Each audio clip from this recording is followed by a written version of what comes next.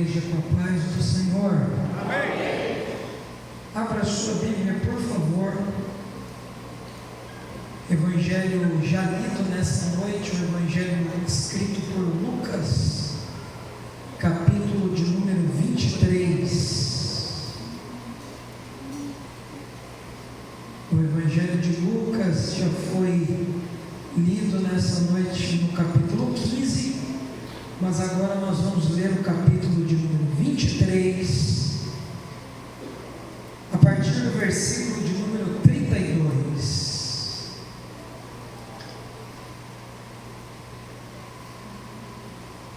Enquanto você procura o texto sagrado, eu quero expressar a minha gratidão a Deus pela vida do nobre pastor Aparecido, que me recebeu tão generosamente aqui junto com a sua esposa, recebendo a mim, recebendo a minha esposa. Nós somos gratos por tudo que Deus já fez através do Senhor para nós. Que Deus continue abençoando os nossos irmãos, e é uma alegria nessa noite poder ser útil num culto tão importante, que é o culto que nós trazemos um amigo aos pés de Jesus. Que Deus seja louvado nessa noite e que possamos desfrutar de tudo aquilo que Jesus quer fazer entre nós.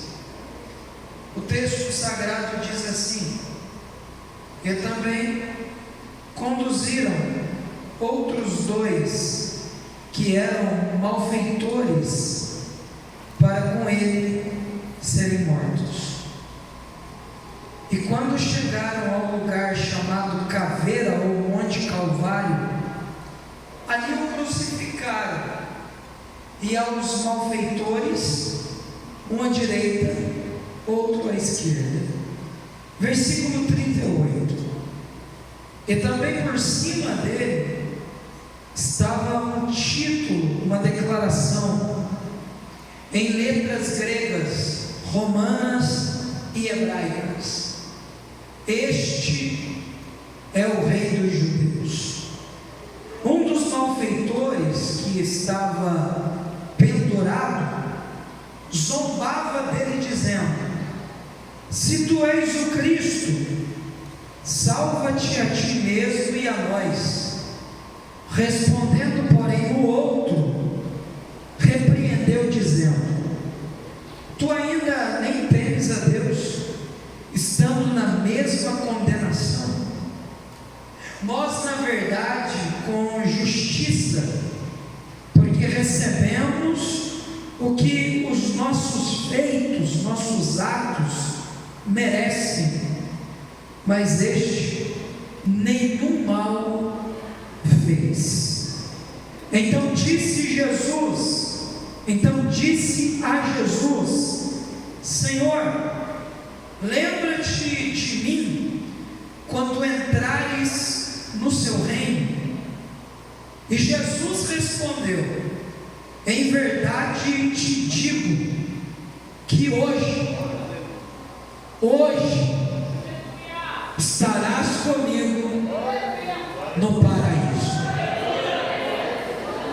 A fita do paraíso foi literalmente cortada, e Jesus introduziu um ex-ladrão na eternidade. Você pode se assentar, glorificando a Jesus nessa noite. Meus irmãos, antes de nós aprofundarmos aquilo que está em nosso coração, eu quero pregar nessa noite subordinado a um tema: o cristianismo autêntico do ladrão da cruz. Eu quero falar sobre o cristianismo, a verdadeira fé do ladrão da cruz, e como isso aconteceu, as implicações objetivas que esse homem apresentou diante desse cenário. Mas antes de aprofundarmos, eu quero rapidamente apresentar aos irmãos dois dos meus livros que estarão disponíveis ali no final para você continuar incentivando o nosso ministério. O primeiro livro que eu gostaria de apresentar para você é Teologia Intensiva. Teologia Intensiva, aprenda teologia de forma simples e prática. Nesses mais de 10 anos, dando aula, pregando, viajando, eu sempre me deparei com uma pergunta sendo feita por parte dos nossos irmãos. Eu tenho vontade de estudar, mas eu não sei por onde começar. Então eu desenvolvi esse material com a finalidade de ajudá-lo a trilhar uma jornada de conhecimento através da palavra de Deus. Neste livro eu respondo as principais perguntas que você tem acerca do conhecimento e os seus desafios na tarefa de compreender a palavra de Deus. A partir das principais doutrinas bíblicas eu respondo para você e te ajudo a compreender o plano de Deus através do conhecimento. O segundo livro, O Poder Extraordinário da Vida Devocional. Minha esposa também é uma pregadora. Nós temos dedicado a nossa vida pregando, e este livro nós escrevemos juntos. São 50 sermões devocionais explicados e aplicados que servirão para a sua edificação. Aqui tem um estudo para você viver a dimensão de meditar na palavra de Deus, mas também você pode, através desses 50 estudos, quem sabe o dia que você receber uma oportunidade, aqui tem um sermão que vai te ajudar na construção de uma mensagem. Esse material tem abençoado muitas vidas e pode continuar abençoando a sua. Um livro é R$40, se você comprar os dois nessa noite, apenas R$70, e você estará incentivando o nosso ministério à continuidade. Amém? Muito obrigado por esse tempo. O texto que ora acabamos de ler apresenta-nos um dos momentos mais emblemáticos, significativos da história. O palco é o palco da cruz. O cenário é o mais conhecido de todos. 3 cruzes foram levantadas. É Jesus ao meio, ladeado por 2 ladrões. Ou seja, a posição da cruz é reconhecida, descrita na história, pintada, e nós sempre nos deparamos com essa cena. É ladrão, Jesus ao meio e ladrão de novo. Porque se nós tirarmos a cruz do meio, restará apenas 2 ladrões. Mas a cruz está estrategicamente onde deveria estar. Por quê? Porque a posição da cruz não é apenas o local que indica o pior de todos os pecadores, porque é assim que Jesus morre, como o pior de todos os condenados, porque ele está cravado na cruz do meio. Mas a posição da cruz também dividirá a história entre antes e depois. Quer um exemplo? Se nós tirarmos a cruz do meio, restará 2 ladrões. Mas na cena lida, um vai zombar e desprezar, mas o outro vai confessar e adorar. É interessante que quando nós olhamos para este cenário, nós entendemos que aqui está a vida dividida entre antes e depois. Por quê? Porque antes da cruz é condenado, mas depois que confessou é perdoado. Antes da cruz do meio é desorientado em seus pecados, mas depois da cruz do meio é orientado pela verdade libertadora do Evangelho. Então nós estamos diante de um cenário tradicionalmente conhecido.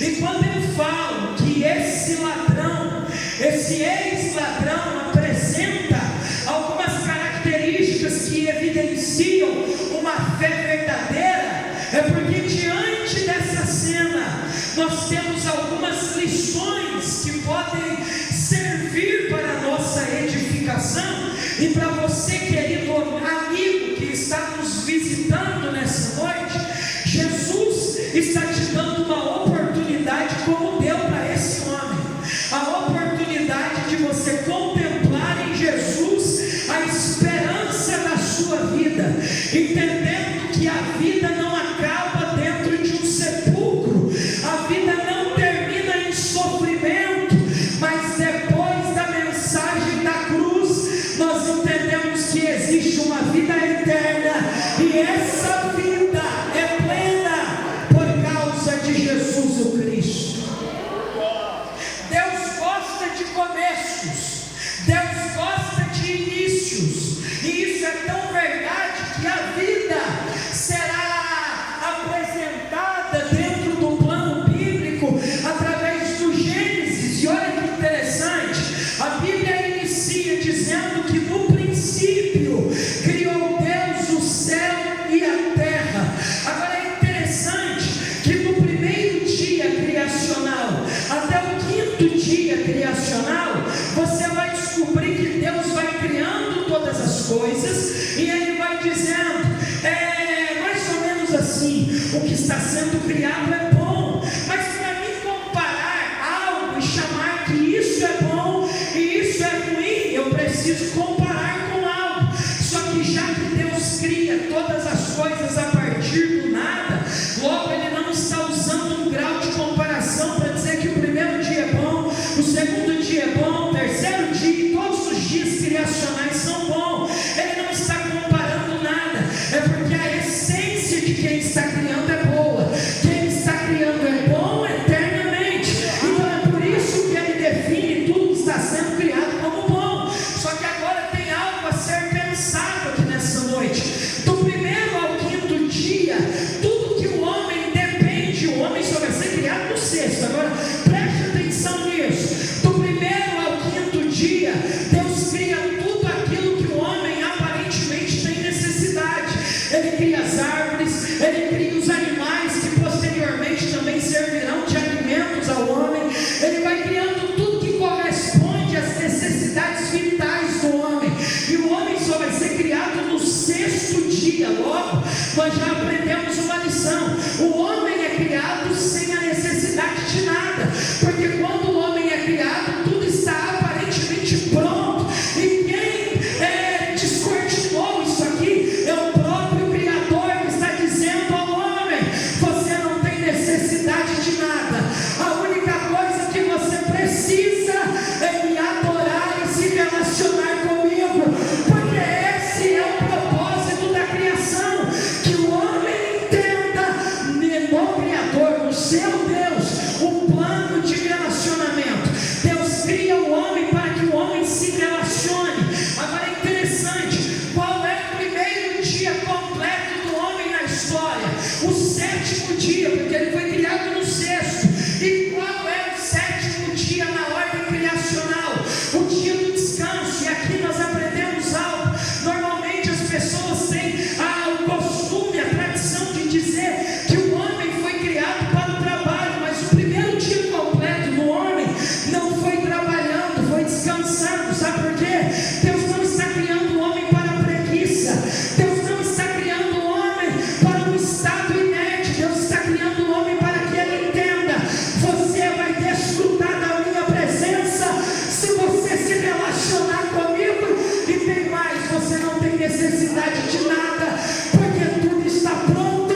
Então aprenda a se relacionar comigo. Quando o homem é criado, ele é criado para o relacionamento. Entretanto, a Bíblia Sagrada diz que Deus delimita, Deus apresenta um limite, e Deus diz ao homem: não ultrapasse esse limite, porque esse limite fará com que você perca o privilégio que foi gerado e nutrido para você desfrutar. Só que parece que desde que os dias são dias, o homem não sabe conviver com limites, porque a partir do momento que Deus diz não ultrapasse, você sabe melhor do que eu, que a Bíblia diz que o homem vai corromper o limite que Deus estabeleceu.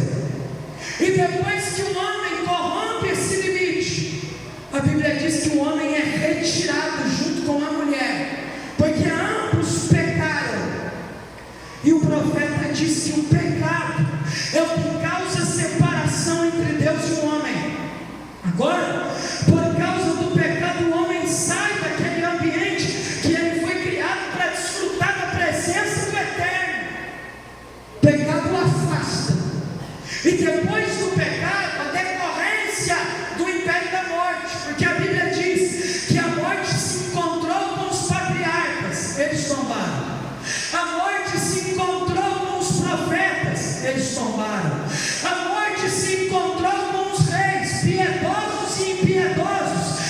ambos tombaram. Mas teve um dia que a morte se encontrou com o dono da vida. E nesse dia quem morreu foi a morte, porque Jesus está vivo até hoje. Só que nós precisamos entender que por causa do pecado, a morte passou a ser uma inimiga implacável. A morte passou a ser uma inimiga indestrutível e invencível. Só que quando Jesus vem com um plano definido de restauração e resgate, a morte até então é invencível, a morte até então é indestrutível. Só que Paulo, escrevendo aos Romanos, ele disse no capítulo 5 e no versículo 12 que a morte era um império. Só que no dia que a morte encontrou-se com o dono da vida, Jesus está poderosamente vivo, porque a morte derrubou todos os homens. Mas no dia que ela se deparou com o segundo Adão, que nele está o perdão da humanidade, a morte perdeu o seu poder, porque através de Jesus a morte foi vencida poderosamente. Agora volte aqui, nós precisamos entender que o ministério de Jesus é um ministério com uma missão definida. Ele vem, ele mesmo afirma que ele veio para o resgate e a salvação de todos aqueles que estavam perdidos. Esse é o propósito. Só que quando Jesus introduz seu ministério, ele não introduz o seu ministério usando as manobras de convencimento que estavam em alta na tendência do mercado judaico. Não. Ele simplesmente olha para as multidões que o ouvem e para as pessoas que cruzaram o seu caminho, e ele diz apenas uma frase: me segue. Essas pessoas abandonaram vidas, essas pessoas renunciaram a si mesmas, entenderam de uma vez por todas. A expressão é pequena, a frase é curta, mas é o maior sentido da minha vida, porque eu não estou seguindo uma estrela, eu não estou seguindo uma performance, eu estou seguindo o dono da vida, que tem poder de mudar a minha história. Bendito é o nome de Jesus. Jesus muda a história de homens. Homens comuns passarão a ser extraordinários. Por quê? Porque receberão poder, receberão a capacidade de carregar essa mensagem. Só que Jesus vai deixando claro a esses homens: existe um plano e um projeto que eu vou cumprir, e esse projeto passará pela cruz. Quando Jesus define que todo o seu projeto e toda a sua missão passaria pela cruz, só que confunde os homens.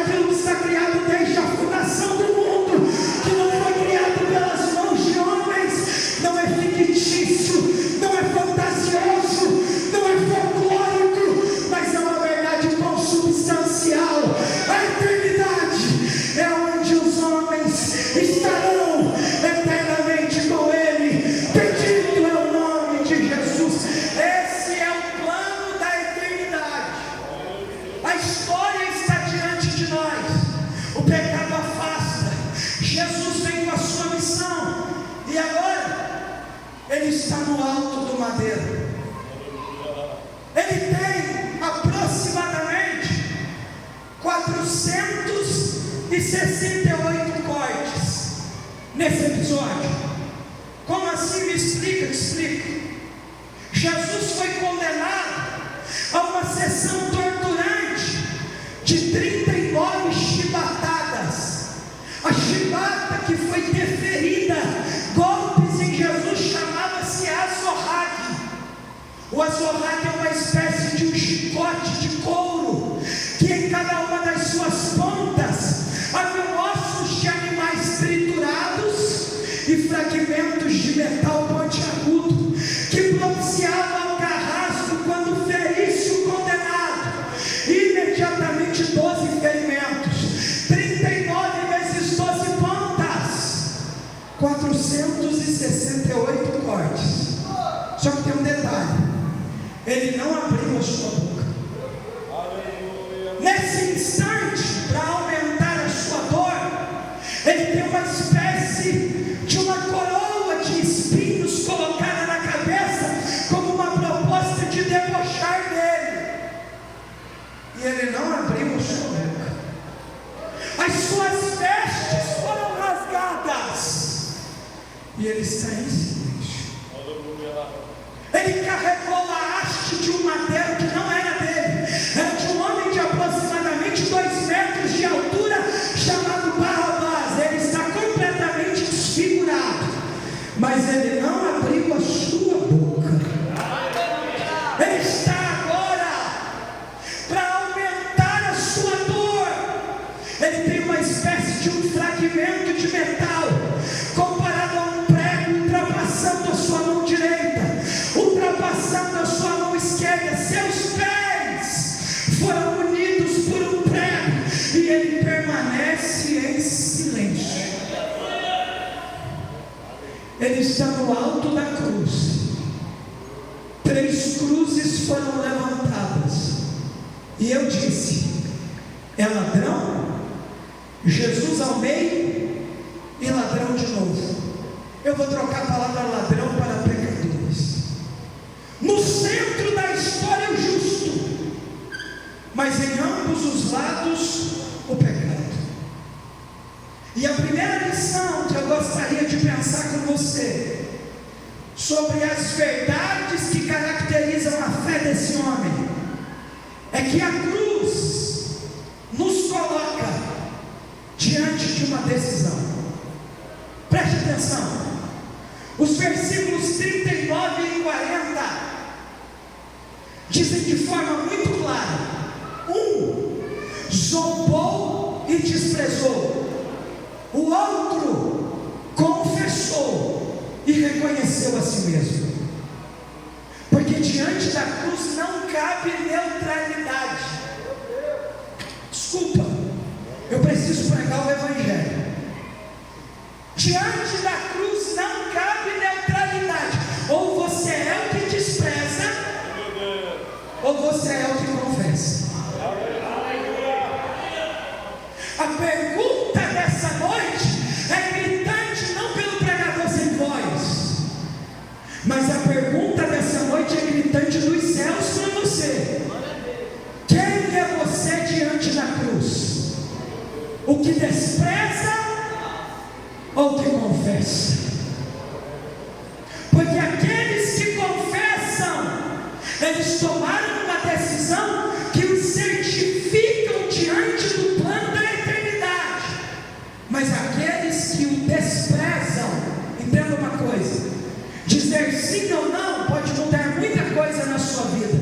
Porque quem diz não à eternidade de Cristo, ele não está dizendo apenas não numa resposta pessoal, mas ele está dizendo não para a sua própria história. Porque diante desse projeto, um será lembrado como aquele que confessou, mas o outro será lembrado como aquele que desprezou. Sabe esse que confessou que Jesus é o Cristo? Eu vou encontrar ele do outro lado do rio da vida. Mas esse aqui que desprezou, a história se encarrega de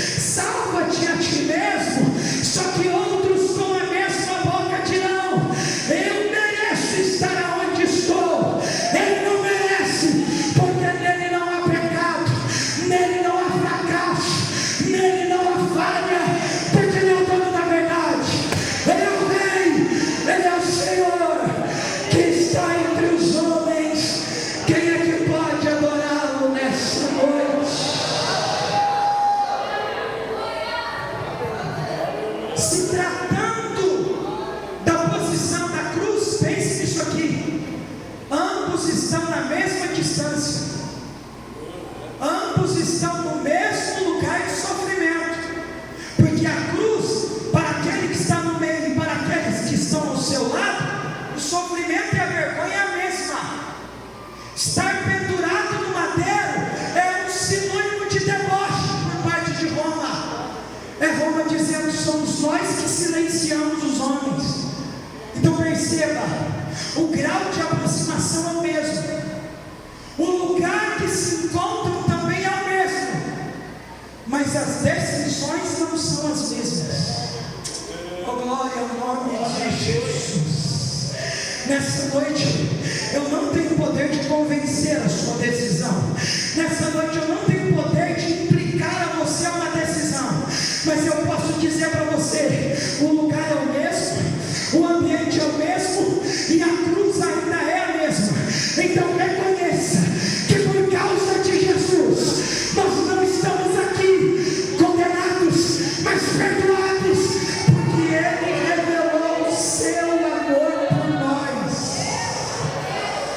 Irmão, eu sei quando eu estou pregando para a igreja, mas eu sei quando eu estou pregando confrontando as forças do diabo.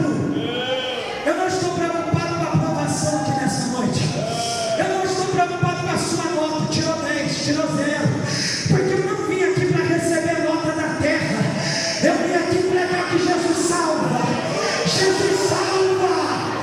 Quem é que pode adorá-lo nessa noite? Quem é que pode adorá-lo nessa noite? A primeira verdade da cruz, aquele homem, a cruz exige um posicionamento, a cruz exige uma escolha. Me permita confrontar a sua mente nesse momento. Qual é a sua escolha em relação a Jesus? Qual é a sua escolha em relação à sua vida? Porque desprezá-lo te colocará num estado de esquecimento eterno, mas lembrá-lo dele nessa noite te colocará na memória da eternidade. E daqui a pouco essa igreja, daqui a pouco esses obreiros, daqui a pouco essas irmãs e esse pregador também, nós estaremos do outro lado do rio da vida, e ele dirá a cada um de nós: vinde benditos, vinde benditos, porque eu os conheço. Então uma decisão sua pode te fazer conhecido ou desconhecido. Não cabe neutralidade, não cabe indiferença e inconstância.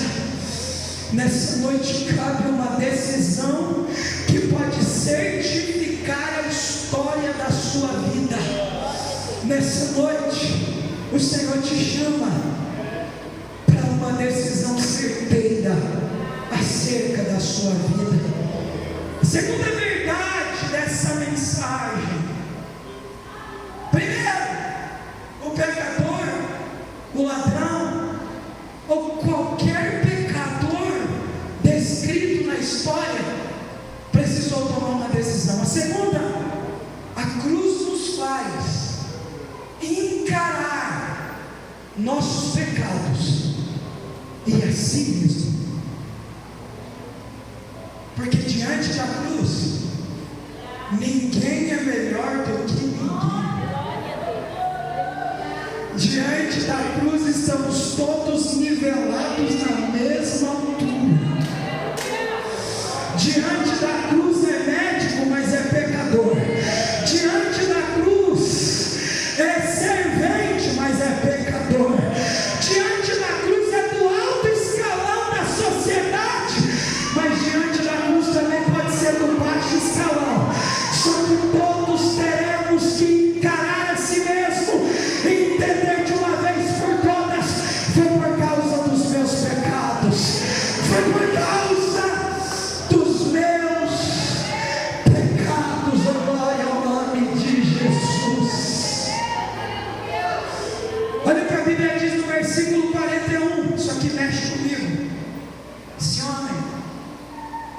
estava na mesma distância.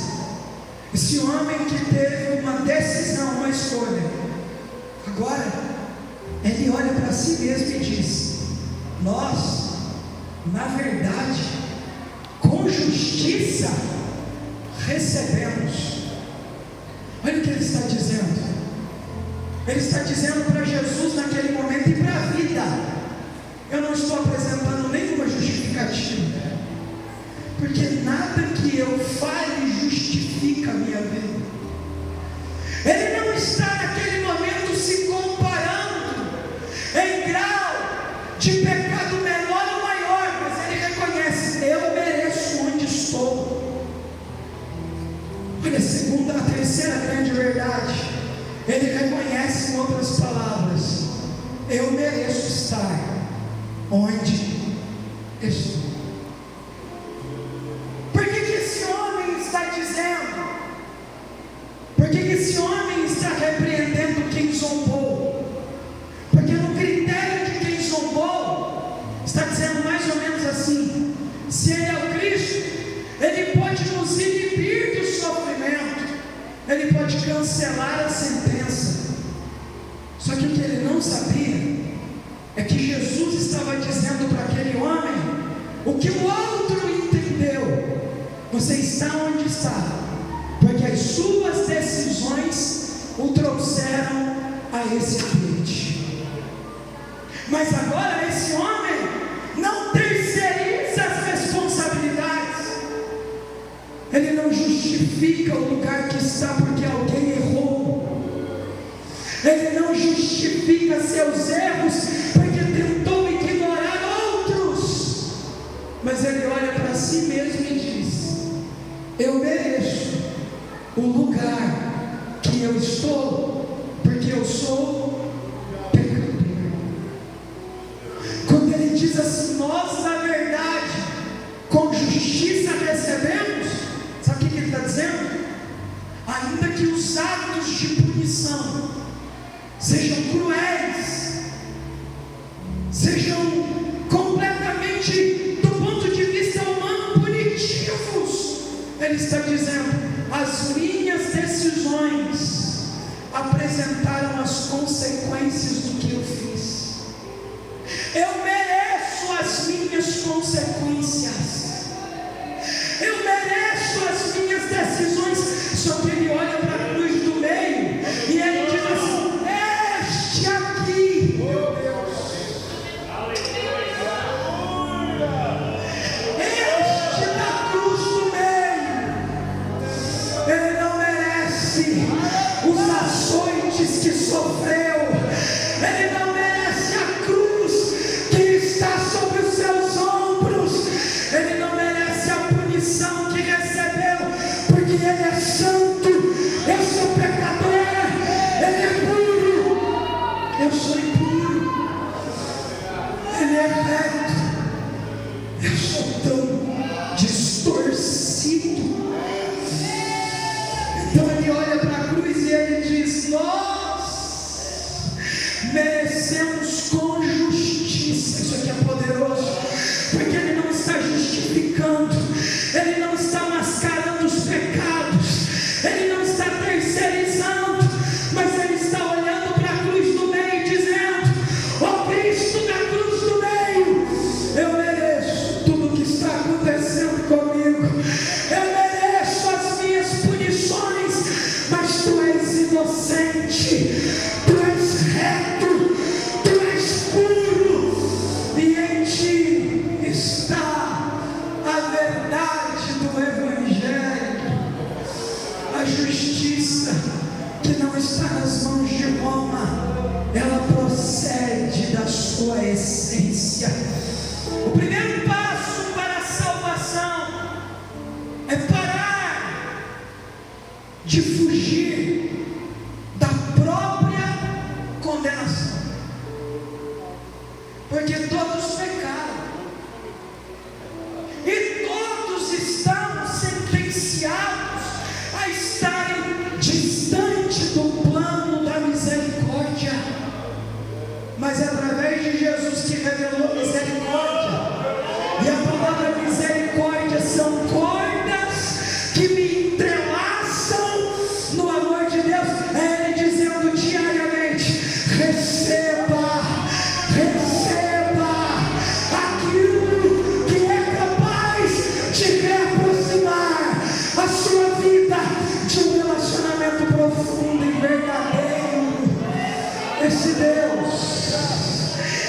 Deus que não é indiferente, Ele te viu nos dias mais desafiadores da sua vida, Ele te viu nos dias mais enegrecidos pelas terríveis trevas do pecado, mas esse Deus, que diante dele não tem vidas irrecuperáveis e perdoáveis, Ele disse para você: receba a minha graça, receba a minha graça.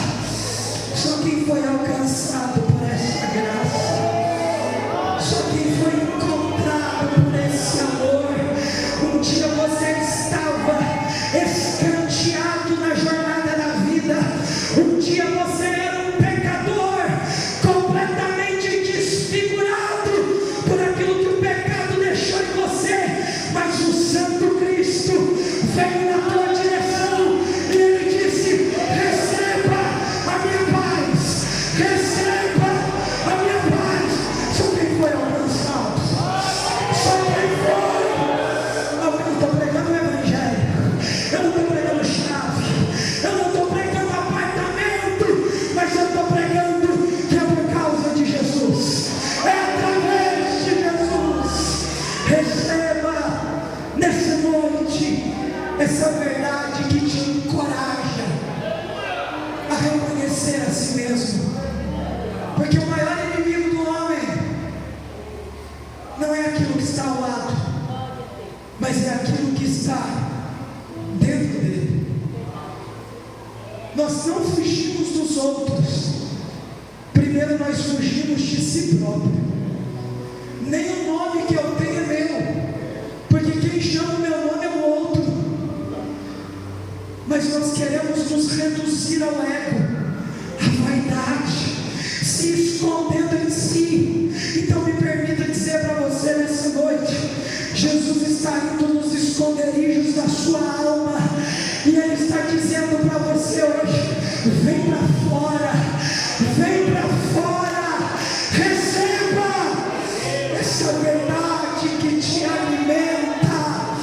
Pare de fugir de si próprio, pare de terceirizar suas culpas, pare de terceirizar aquilo que cabe uma confissão. Diga a Jesus nessa noite: eu mereço essa condenação, mas eu sei que o seu amor transforma condenação em festa. Oh glória! Cadê a igreja que adora Jesus? Cadê a igreja que glorifica o dono da vida nessa noite? Ele é especialista em transformar cenários e vidas condenadas em vidas celebrativas. Olha a terceira lição que esse texto nos ensina. A terceira lição, ela é poderosa, está nos versículos 41 e 42. A cruz nos revela quem Jesus é. Depois que eu reconheço quem eu sou, olha o que está acontecendo. Esse homem olha para Jesus e é interessante, porque de todos os evangelhos, de todas as expressões declaradas, esse ex-ladrão deixará um dos elogios mais extraordinários ditos a Jesus. Sabe qual é o segundo elogio no alto da cruz? Aquele que foi dito pelo centurião, ou seja, não foi dito por um salvo, não foi dito por um ex-discípulo, foi dito por homens que aparentemente mereciam ser condenados. Mas esse homem olha para a cruz do meio e em primeiro lugar ele diz assim: este homem nenhum mal cometeu. O primeiro despreza, o primeiro zomba, mas Mas o segundo, ele olha para a inocência de Cristo, ele olha para a centralidade que o move, o amor, e ele reconhece uma coisa: ele é inocente, eu não. Ele não merece os golpes, eu mereço. Isso aqui é o cenário da ceia, porque na ceia ele disse: olha para o lado e julgue quem está do seu lado. Não, olhe para si mesmo, porque esse é o plano da cruz. Eu não olho para quem está na horizontal, eu só posso olhar na vertical para se deparar com Ele, porque se eu olhar para a horizontal eu estou esquecendo de mim. Agora quando eu olho para os céus, eu reconheço na verdade, Ele é inocente, Ele não merece, eu sou pecador, eu mereço a condenação, mas por causa do seu sacrifício, o meu coração enche para dizer: Pai, me perdoa, Pai, me perdoa. Só que foi alcançado pelo perdão do inocente, do Madeiro do meio, que te deu salvação. Diga alguma coisa que adora Jesus, porque a cruz te faz lembrar quem Ele é, mas a cruz também te faz lembrar quem você é. Lembre de onde Ele te achou, lembre de onde você estava. Cachorro dormia do seu lado, você comia até vômito de animal, só que Ele disse: eu te perdoo, eu te lavo, receba a minha graça, receba a minha graça. Ele mudou a tua história, Ele mudou a tua história, Ele mudou a tua história. Eu estou pregando para a gente aqui que a vida diz que eu não seria nada. Eu estou pregando para a gente aqui que a vida disse para ele acabou, para ela já era.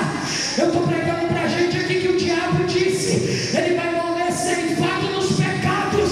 Só que um dia, esse Cristo na cruz, ele veio na tua direção e ele disse: recebe graça, recebe graça.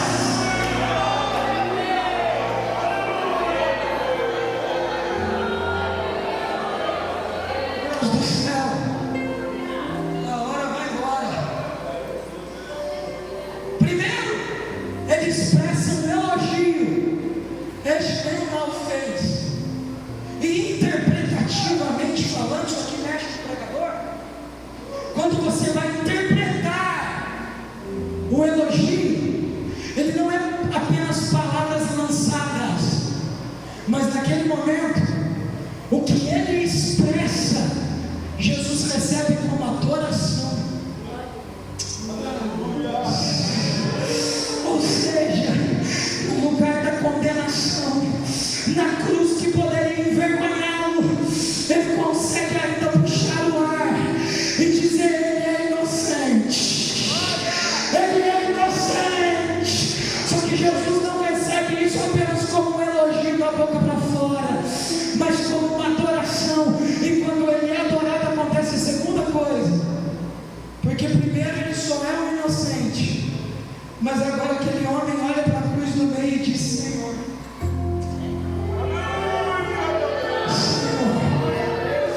a mesma boca que o adorou é a mesma boca que reconhece: eu posso adorá-lo, mas eu preciso reconhecer o que ele é. Ele é Senhor, ele é Senhor, ele é Senhor.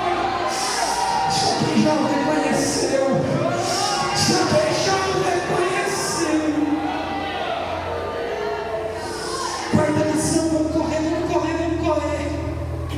A quarta lição: a cruz nos proporciona esperança além da morte. Olha o que ele diz, irmãos: quando entrares, ele está falando no futuro, no teu reino. O primeiro só viu um homem, o segundo viu um Senhor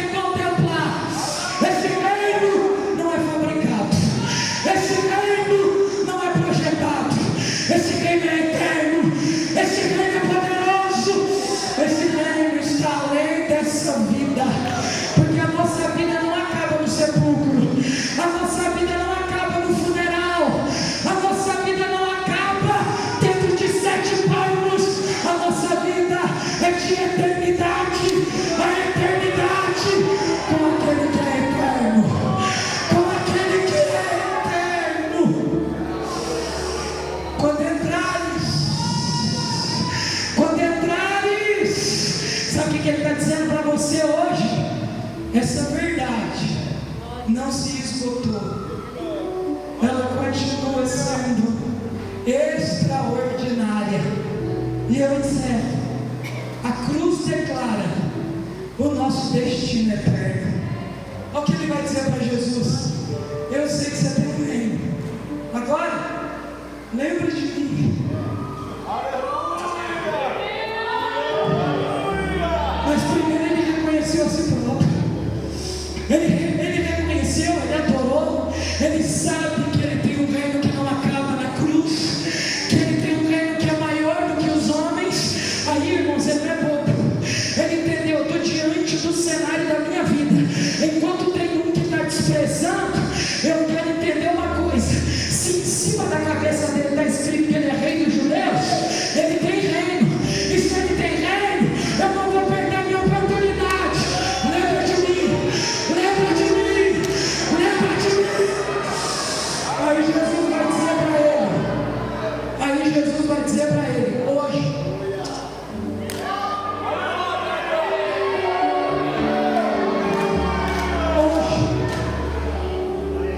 eu preguei com a Bíblia aberta. Eu não preguei nada na minha cabeça, mas eu estou dizendo para alguém aqui: hoje pode ser o teu hoje de Cristo. Hoje pode ser o teu hoje de salvação. E sabe o que Jesus está dizendo aqui nessa noite? É hoje. É hoje. É hoje. Só quem ouviu esse hoje, só quem foi alcançado por esse hoje, receba esta palavra nessa noite. Eu encerro. Um perdeu a eternidade, o outro entrou nela num instante. Um entendeu que a salvação não é por mérito, a salvação não é por aquilo que eu financio, a salvação não é por aquilo que eu pago, é obra exclusiva da graça. Só que diante de nós, e eu encerro exatamente agora, existe uma cruz posta, levantada. E a minha pergunta nessa noite: como você será lembrado depois desse culto? Como aquele que desprezou, ou como aquele que reconheceu? E Jesus está garantindo uma coisa para você: na vida vai ter luta? Sim. Vai continuar algumas dores? Vão.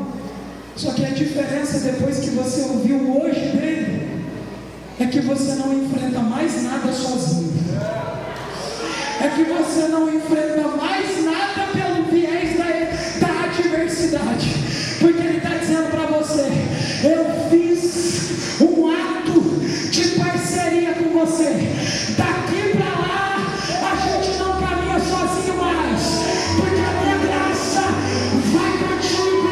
A minha graça, só quem recebeu essa graça, se coloca em pé com a permissão do nosso pastor.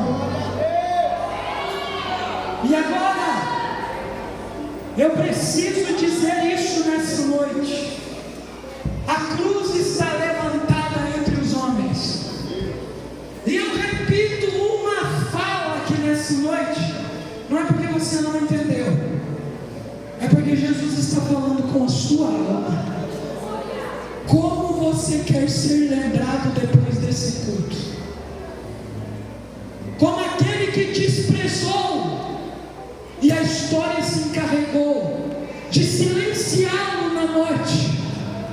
Ou como aquele que reconheceu: tu és o Senhor, tu és inocente, tu és o dono da minha vida. E Jesus olha para aquele homem no alto da cruz. Ele podia terminar a história de outra forma, só que Jesus corta a fita do paraíso. E ele diz: eu não vou começar o paraíso com o ex-príncipe, eu não vou começar com o ex-rei, eu vou começar a história do paraíso com o ex-ladrão, para provar para a humanidade que antes da cruz todo mundo é ex alguma coisa, mas depois do Calvário